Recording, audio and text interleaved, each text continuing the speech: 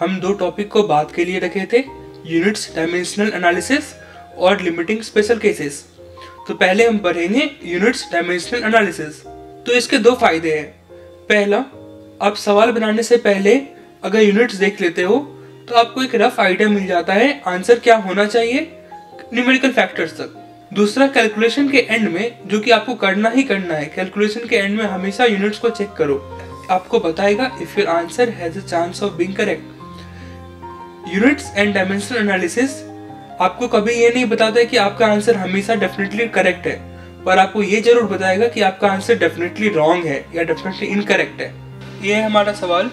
एक m मास hang कर रहा है मासलेस स्ट्रिंग से जिसकी लेंथ l है और स्विंग बैक एंड फोर्थ कर रहा है हमारा प्लेन ऑफ पेपर में, जिसकी acceleration due to gravity g नीचे की ओर है। तो हम इसके फ्रीक्वेंसी ऑफ ऑसिलेशन के बारे में क्या बोल सकते हैं? तो अभी हमें इसका पीछे का फिजिक्स पता नहीं है, अभी हम टैकल करेंगे यूनिट एंड डायमेंशनल एनालिसिस से सॉल्व करने की कोशिश करेंगे। तो हमारे पास नोन इन्फॉर्मेशन क्या है? हमारे पास मास m है, इसकी डायमेंशन m है, लेंथ है जिसकी डायमेंशन l और g है जिसकी डायमेंशन lt पावर -2।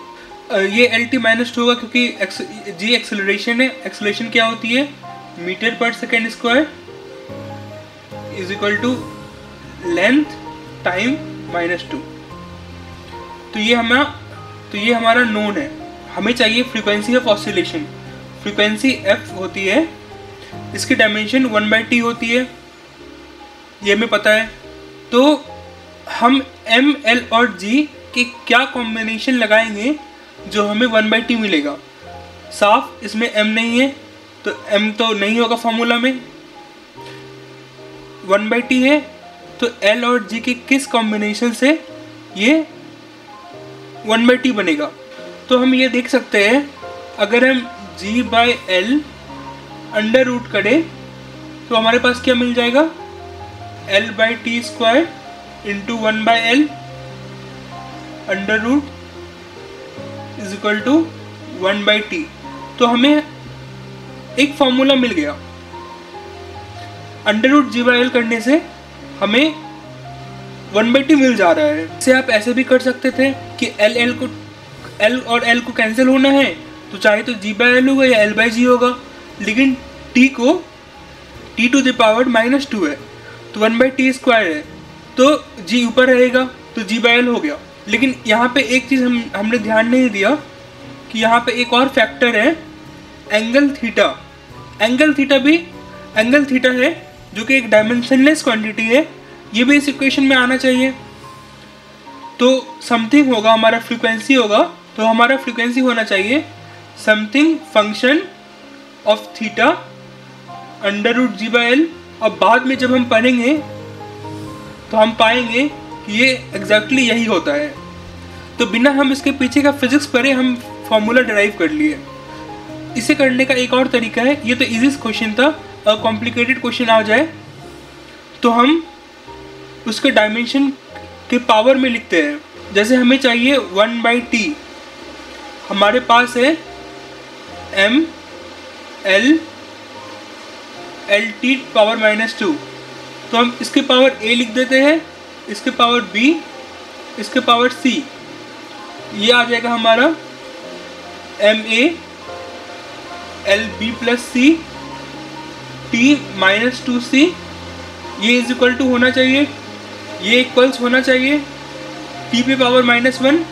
हमने LHS और RHS को इक्वेट कर दिया।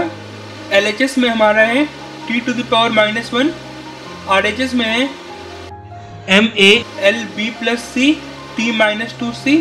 इस साइड में m की कोई क्वांटिटी नहीं है तो a is equal to 0, l की भी नहीं है तो b plus c is equal to 0 और t -2c is equal to -1 है तो c is equal to half हो गई।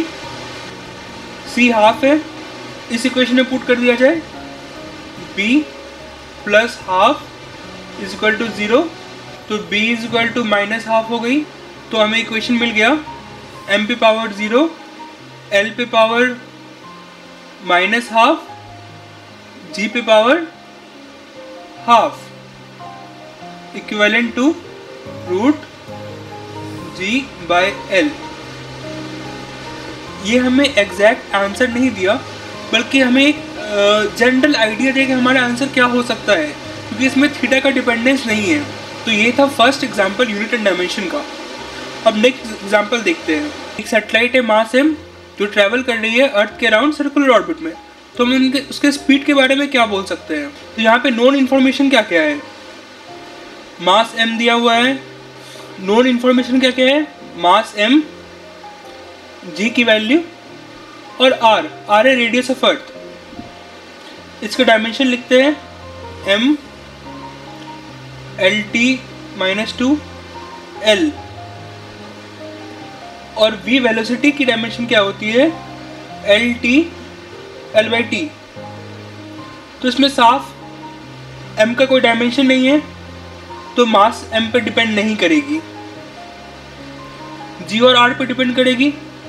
हमारे पास है L/T² और L, हमें चाहिए L/T। तो ये तो सिंपल है, इन दोनों को अगर मल्टीप्लाई कर देते हैं और अंडर रूट ले लेते हैं तो L/T² into L under root, तो हमें L/T मिल जाएगी। तो हमें मिला फॉर्मूला अंडर रूट GR। और सरप्राइजिंगली ये एग्जैक्ट आंसर है जो हमें मिलना चाहिए। आप पूछ सकते हैं इसमें हमने अर्थ के मास me और ग्रेविटेशनल कांस्टेंट g को क्यों नहीं लिया? तो वो अभी देखते हैं, क्लियर हो जाएगा। न्यूटन्स लॉ ऑफ ग्रेविटेशन होता है जो हम बाद में पढ़ेंगे, F = G me m by r², जो इक्वल टू होता है mg के। तो इसे हम लिख सकते हैं G me by r² times m = mg। तो ये फैक्टर जो है ये g के अंदर इंक्लूड हो जाता है, इसीलिए हम बस m, g और r से इसे सॉल्व कर सकते हैं। ये तो था जब हमें आंसर पता नहीं है तो हम आंसर गेस कर रहे हैं यूनिट्स एंड डायमेंशन के हेल्प से। लेकिन जब आंसर हमारा निकल जाता है तब it's very important to check the units कि हमने कुछ गलती की कि नहीं की। अगर यूनिट्स नहीं मैच कर रहे, डायमेंशन नहीं मैच कर रहे, मतलब हमने ज़रूर कुछ गलती की है।